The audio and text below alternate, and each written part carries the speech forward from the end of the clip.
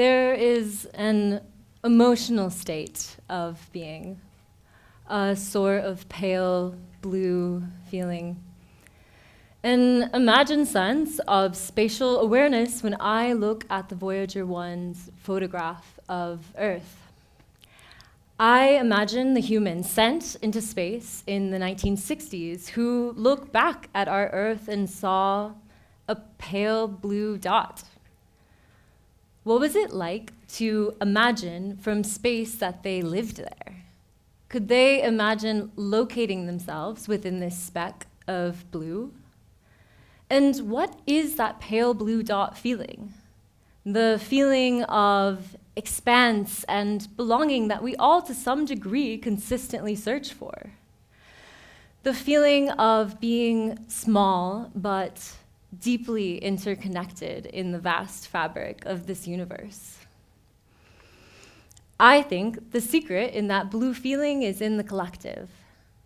As an artist, I'm looking for the webs of connections not only between us and the cosmos at large, but us and nature, us and each other, other humans. In the late spring of 2020, when I was finishing my MFA in sculpture and on track for our thesis show, I found myself for the first time in the Adirondack Mountains. Shortly after New York State's lockdown, driving up on highways 5 hours, possibly seeing 10 other cars on an otherwise empty road my entire trip. It was kind of eerie.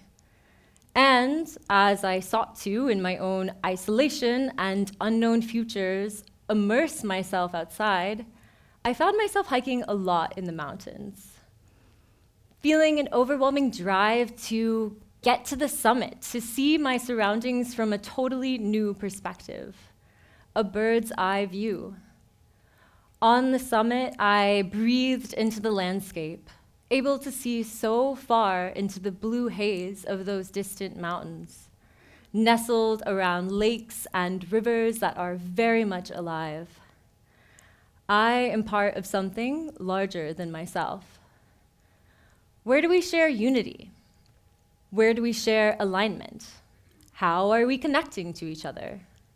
From root systems of trees that use mycelial networks to send nutrients to its sick neighbor, coral reefs with many individual organisms gathered in symbiotic colonies. From our synapses and neural networks to the beautiful strings of the quantum realm, there's this repeating rhizomatic pattern in the way that the universe is laid.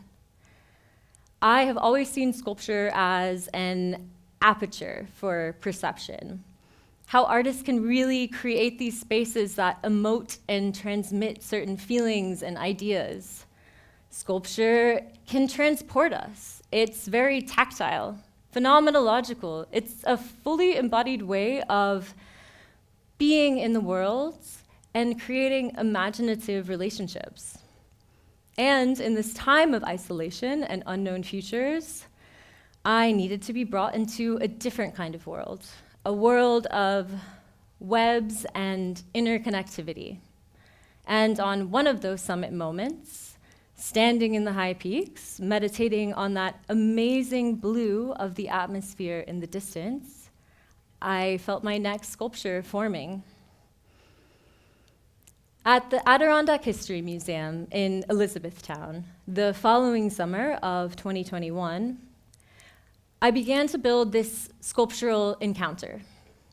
It was a nod to the blue feeling I had on those long summit moments, looking into the atmosphere in the direction of my then temporary home. I named the artwork, "Blue is the atmospheric refraction I see you through." Its form is a sculptural lens for a type of collective framework. The sculpture is designed to be a participation between two people. Incised in the dome are two twin staircases that gently curve into a recess and meet at its apex. As you walk up the stairs, you become fully enveloped in the blue walls, shifting perspectives as you continue up, in, and then out of the blue walls' embrace. On the final step, you rest your hands on the dome's curvature and directly face another viewer. The dome can be a mountain. It can be a planet. For me, the shape holds a lot of momentum that's pushing two particles together like currents, spheres shaped by gravity in our cosmic soup. I was also thinking about stellar observatories, like my favorite McDonald Observatory in West Texas, my home state. It was here that I first peered through a telescope to see the rings of Saturn with my own eyes. I was also thinking about dome-shaped listening towers like Teufelsberg outside Berlin, where I lived for some years before returning to graduate school. To me, mountains were also like a structure that you climb up and out into a different perspective. At the time, I was reading and reflecting on distance, subjectivity, longing. Maggie Nelson's novel, Bluets, was often in my hiking backpack. Two participants walking up the sculpture steps have similar yet distinct experiences of climbing twin staircases that are recessed into this larger dome. Twin staircases are key here to the architecture of this sculpture. They require mirrored movements, activating what's called mirror neurons. While I was in graduate school, I was interested in following the overlapping threads that merge the art and science practices. Artists and scientists have similar ways of being in the lab or the studio by creating hypotheses, testing, experimenting with matter. In the sculptural realm, we're looking at philosophies of phenomenology, body movement in space, and how spaces impact our felt senses and really shift us. I wanted to learn more, but from a neuroscience perspective. So I found myself in a cognitive science lab meeting during graduate school. I was intrigued by the idea that there are a subset of neurons that correlate to human empathy and drive our connection to each other. In short, mirror neurons are triggered by shared actions or movements between people. So take this image of Studio 54, for example, and imagine yourself on a crowded dance floor, getting lost in movement and mirroring other people's disco moves.